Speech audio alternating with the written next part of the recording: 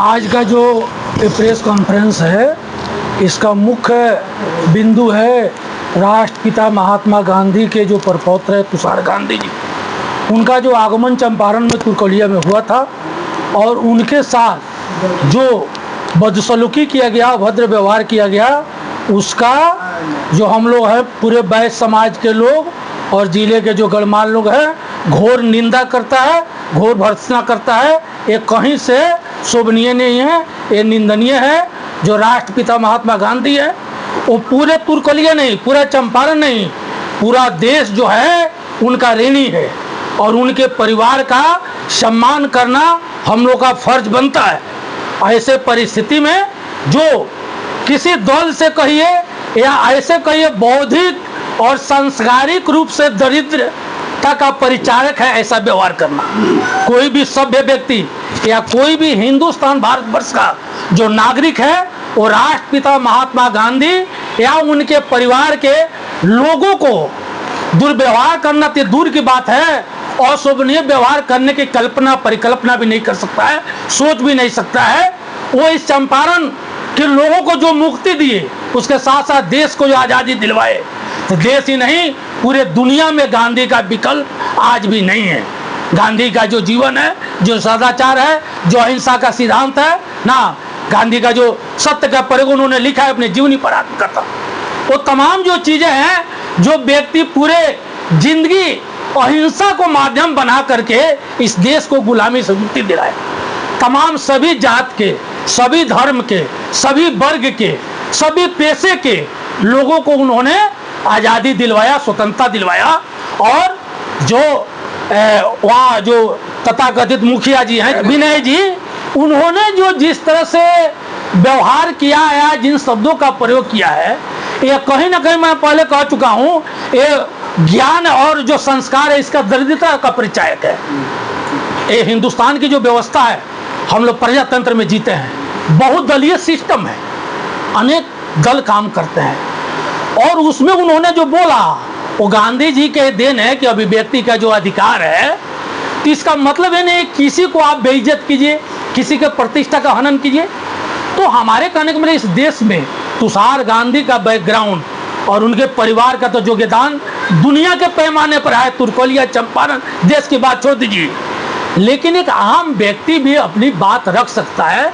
मानना नहीं मानना किसी खास विचारधारा को या किसी दल को समर्थन करना आपकी निजी मामला हो सकता है, या नहीं मानना आपका निजी मामला हो सकता है, लेकिन कहीं भी इस देश का संस्कार या संविधान, उसमें भी राष्ट्रपिता महात्मा गांधी के परिवार को कोई अगर जो है सम्मान पर ठेस पहुंचाता है, ये असहनीय है। और इस जिले के तमाम जो बुद्धिजीवी हैं, जो गांधीवादी लोग हैं, जो व्यवसायी लोग हैं, सभी वर्ग के लोग इससे बहुत दुखी है। और हमारी बात अगर मुखिया जी के पास पहुंचती है तो मैं उनसे आग्रह करना चाहूँगा कि अभी भी समय है कि आप तुषार गांधी जी से क्षमा प्रार्थना कीजिए, क्षमा मांग लीजिए, नहीं तो कहीं से अनुचित नहीं है और सामाजिक तौर पर, आईन तौर पर आपको इसका बहुत बड़ा खामियाजा भुगतना पड़ सकता है। इन्हीं बातों के साथ मैं उनसे पुनः आग्रह करूंगा, कभी भी वक्त है आप तुषार गांधी जी से क्षमा मांगिए, बात समाप्त हो जाएगी, नहीं तो बात यहीं तक रहेगी, बात और आगे तक सामाजिक स्तर पर, राजनीतिक स्तर पर बढ़ सकती है। इन्हीं बातों के साथ मैं अपनी बात समाप्त करता हूँ। बहुत बहुत धन्यवाद। विनय कुमार मुखिया जी माफ़ी नहीं मांगते हैं तो क्या कीजिएगा आप लोग? विनय जी अगर माफ़ी नहीं मांगते हैं तो सार्वजनिक तौर पर उनका बहिष्कार किया जाएगा और उनके बातों को पूरे समाज में फैलाकर उनसे मजबूर किया जाएगा कि इस बात के लिए वो माफ़ी मांगे। क्योंकि तुषार गांधी और महात्मा गांधी के परपौत्र इस धरती पर आए और ये धरती जो है अपने मेहमानों का स्वागत और वो मानती है। उनको इस टाइप का भाषा का प्रयोग नहीं करना चाहिए था, क्योंकि महात्मा गांधी का हम लोग जहाँ सुने हैं, ज़्यादा हम लोग पढ़े नहीं हैं, लेकिन सुनते हैं कि इस देश को आज़ादी दिलाने में महात्मा गांधी का अहम भूमिका थी। और उस महात्मा गांधी को ये देश तो मानता ही है, अन्य देश में भी कई जगह उनका प्रतिमा लगा है, यहाँ से नेता लोग जाते हैं तो वहाँ माला अर्पण करते हैं। उस महात्मा गांधी के प्रपौत्र को अपमान करना कहीं से ही शोभनीय नहीं। उनको उस बात के लिए माफ़ी सार्वजनिक तौर पर मांग लेना चाहिए। देखिए, माननीय मुखिया विनय जी और उनके पत्नी भी मुखिया रही है, पढ़े लिखे व्यक्ति हैं। कोई भी पढ़े लिखे व्यक्ति इस तरह का घटना करता है तो ये बहुत देश के लिए दुर्भाग्यपूर्ण है। एक अनपढ़ गंवार कोई व्यक्ति इस तरह का घटना कहे जाहिल हो तो उसको सोचा जाएगा कि जाने दीजिए चाहिल है। ग्रेजुएट व्यक्ति इस तरह का करे, 3 बार मुखिया रहे उनके पत्नी, तो ये बहुत अशोभनीय है। जबकि जानते हैं कि तुषार गांधी जो महात्मा गांधी के पौत्र है, उनका कार्यक्रम पहले से फिक्स था, किस पॉइंट पर था, किस तरह था। तो मान लीजिए आप किसी पार्टी से ग्रसित होकर किसी खास व्यक्ति के आप एजेंडे को लेकर चलकर उनको बुलाए हैं, तो घर पर भी बुलाए हुए मेहमान को भी कोई बेइज्जत नहीं करता है, जानता है कि अतिथि और भगवान है। वो तो स्वयं देश के लिए महात्मा गांधी भगवान के तुल्य थे, क्योंकि हमारे फादर आज भी 106 बरस के हैं, अभी भी जिंदा है। वो कहानी कहते हैं तुरकौलिया के कि वहाँ एक नीम का पेड़ था जहाँ अंग्रेजों ने वहाँ मजदूरों को बांध कर मारता था जो नीलहो के खेती से अत्याचार। अगर नहीं मिलता था वहाँ पर किसान तो उस नीम के पेड़ में बांधता था, जिसे नीम के पेड़ का छाल सूख गया था, उसमें छाल भी नहीं था, जो अब कुछ दिन पहले गिर गया था नीम का पेड़। तो मान लीजिए वैसे महान व्यक्ति को इस तुरकौलिया के धरती पर आए और यही तुरकौलिया के लोग ने सम्मान किया। आप माननीय मुखिया होकर उस चीज़ को आपने कलंकित होने का काम किया, ये अशोभनीय बात है, कहीं तरह से जायज़ नहीं है। इसलिए मैं आपसे आग्रह करता हूँ, आपके पास थोड़ा भी बुद्धि और विवेक, आप मुखिया हैं और इस चंपारण की मान सम्मान रखना चाहते हैं तो आप सार्वजनिक रूप से इसके लिए माफ़ी मांगिए और कहिए कि ये हमसे बड़ी भूल हो गई है, अन्यथा भविष्य में इस तरह की घटना नहीं होगी। हम किसी के बहकावे में आ गए चाहे किसी तरह का आ गए। सभी मीडिया वाले बंधुओं का धन्यवाद। देखिए, एक प्रवृत्ति हो गई है कि कोई भी देश में कुछ भी होता है तो महात्मा गांधी पर कुछ भी बोल के निकल जाता है, कोई कुछ नहीं बोलता है। ज़्यादा नहीं 108 साल पुरानी बात है, गांधी जी के पिताजी का या उनके दादाजी का यहाँ कोई जमींदारी नहीं थी, लेकिन वो आए थे। यहाँ से सर्व समाज के लोग गए थे उनको बुलाने के लिए, जिसमें तमाम तरह के लोग थे। वो गए थे, उन्होंने रिक्वेस्ट किया, लेकिन महात्मा गांधी लीगल सिस्टम से काम करते थे। उन्होंने बोला था कि हमें डॉक्यूमेंटेशन चाहिए, तमाम तरह का डॉक्यूमेंटेशन चाहिए कि क्या क्या होता है। 2 बार 3 बार में नहीं आए थे, उसके बाद आए थे, फिर समझाया। यहाँ के शाह परिवार भी गए हुए थे और अपने शुक्ला जी भी गए हुए थे, राजकुमार शुक्ला गए हुए थे।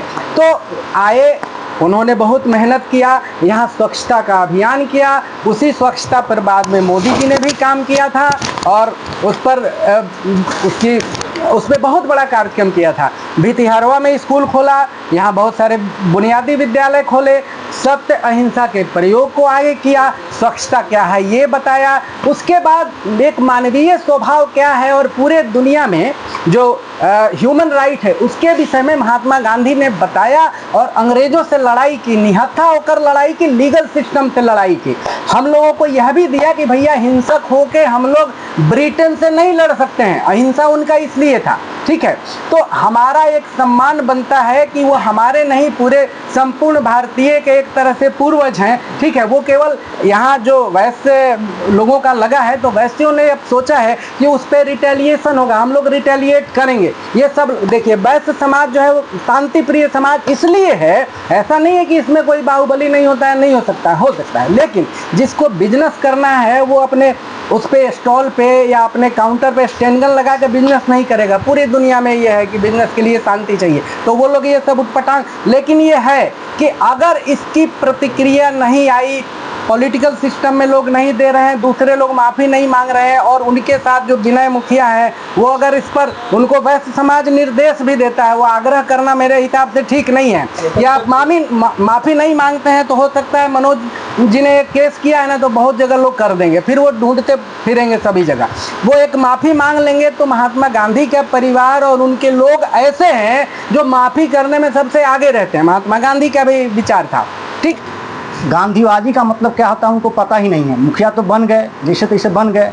गांधीवादी का मतलब होता है कि लोगों को जागरूक करना और सत्ता के खिलाफ आवाज़ उठाना और लोगों को प्रति जागरूक करना, ये तो गांधीवाद का, लेकिन उनको पता ही नहीं है। उन्हें सार्वजनिक रूप से उनको माफ़ी मांगना चाहिए सभी के सामने में आकर के कि भाई हमसे गलती हो गई, जाने अनजाने में हमने ये बोल दिया, या किसी के बहकावे में आकर के उन्होंने बोल दिया होगा, या अप्रिय जो मानव शरीर को नहीं खाना पीना चाहिए, अगर हो सकता है वैसा अगर खान पान कर लिए होंगे उस समय, अगर उस केस में बोले होंगे आ करके, हाँ बंद होने के बाद भी अगर कुछ अप्रिय जो नहीं खाना है, जो वर्जित है, वो भी अगर खा पी लिए होंगे, अगर उस केस में उसके लिए केस में भी आकर के उनको माफ़ी मांगना चाहिए और उनको जाकर किताब पढ़ना चाहिए कि गांधीवादी किसको कहते हैं, गांधीवादी का मतलब क्या होता है, उनको माफ़ी मांगना चाहिए। यही मेरा वर्ड है। आज के प्रेस कॉन्फ्रेंस के मुख्य वजह में जो हमारे अभिभावक वैश्य समाज के पूरे ज़िले के अभिभावकगण हैं, उन्होंने विस्तार से आपको बताया है, इसलिए मैं विस्तार में नहीं जाना चाहूँगा।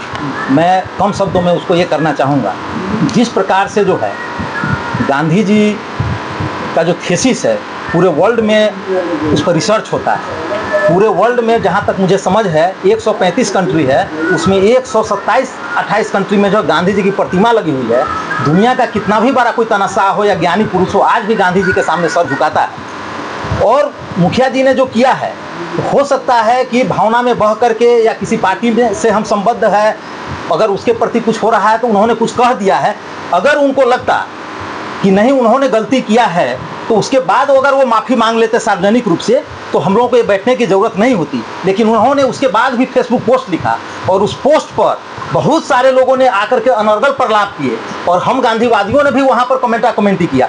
तब मुझे लगा कि जिस तरह से जो है गांधीवाद आज जिंदा है, उसी तरह से गोडसेवाद भी आज भी जिंदा है और उस मुखिया जी के रूप में गोडसे आज भी जिंदा है। जिस तरह से गांधी जी की हत्या गोडसे ने की, उस तरह से जब भी इस तरह से गोडसे के मनोवृत्ति को कम नहीं किया गया, उसको अंकुश नहीं लगाया गया, तो ये गांधीवाद और गोडसेवाद में जो है पूरे भारत में एक अलग सी क्रांति आ जाएगी। इसको लेकर के जब वो कमेटी को मैंने देखा तो मुझे लगा कि नहीं, उनको गलती करने के बाद एहसास नहीं है। तो फिर गांधी जी ने हम लोगों को जो आकर के यहाँ हथियार दिया, गांधी जी ने सत्य अहिंसा का हथियार दिया, सविनय अवज्ञा का हथियार दिया और आज के डेट में संवैधानिक अधिकार है और संविधान के जरिए तो हमें लगा कि नहीं, इसके ऊपर कानूनी कार्रवाई होनी चाहिए।